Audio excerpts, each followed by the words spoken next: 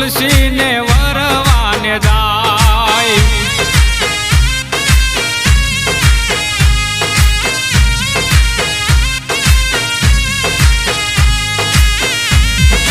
હે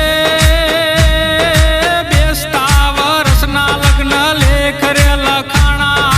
વરધી આવે 11 ને તિથિ 11 મારો ઠાકર પરણવાને જાય હોજી રે માતા તુલસી ને